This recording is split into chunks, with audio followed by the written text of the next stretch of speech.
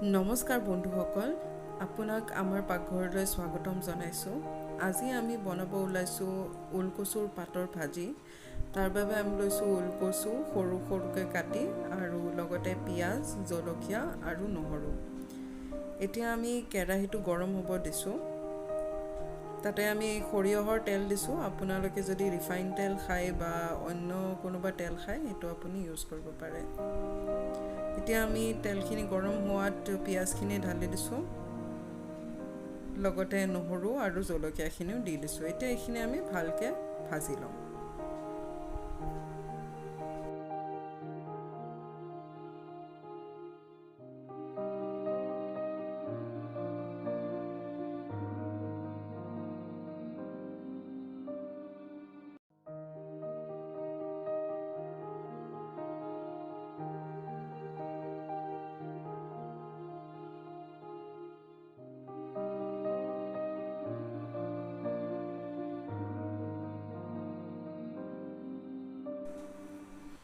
পিঁয়াজখিনি এতিয়া ভালকৈ ভাজা হৈ গৈছে।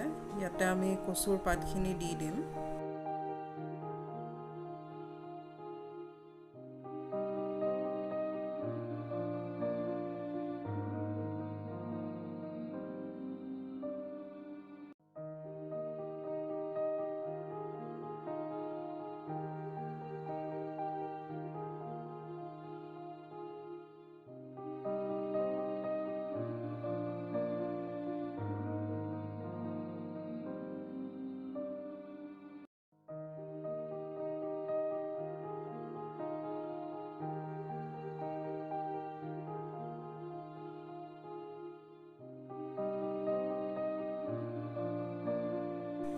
কচুখিনি অকণমান লৰাই উঠি কেনে তাতে নিমখ আৰু হালধি দি দিম।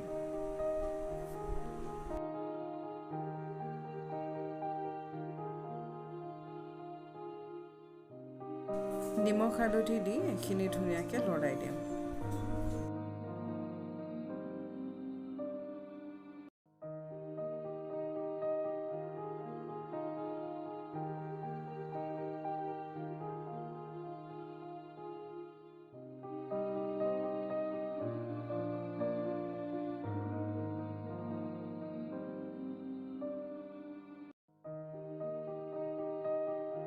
কচুখিনি অকণমান ভালদৰে লৰাই উঠি আমি ঢাকনিখন দি দিম।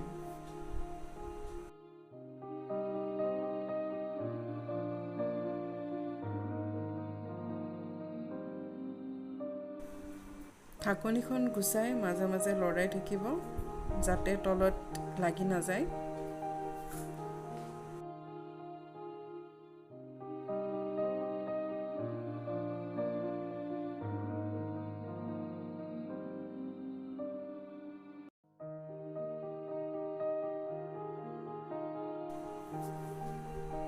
কচুখিনি ভালদৰে সিজালৈ আমি ভাজি থাকিম আৰু পানীখিনি আমি একেবাৰে শুকাই যাব দিম।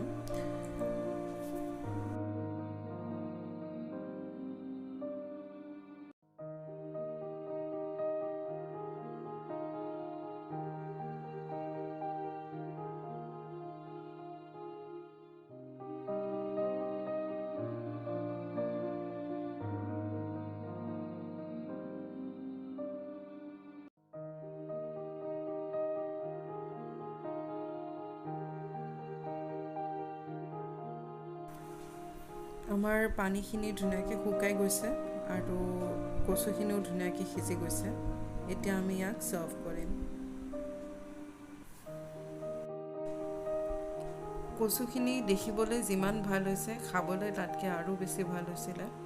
আপোনালোকে নিশ্চয় ট্ৰাই কৰিব এই ৰেচিপিটো আৰু আমাক জনাব আপোনাৰ কেনেকুৱা লাগিলে খাই। বন্ধুসকল, যদি আমাৰ আজিৰ ৰেচিপিটো চাই আপোনাৰ ভাল লাগিলে তেনেহ'লে লাইক কৰিব নাপাহৰিব আৰু ভিডিঅ'টো শ্বেয়াৰ কৰিব নাপাহৰিব আৰু চেনেলটোক ছাবস্ক্ৰাইব কৰিব নাপাহৰিব। তেতিয়ালৈ ধন্যবাদ।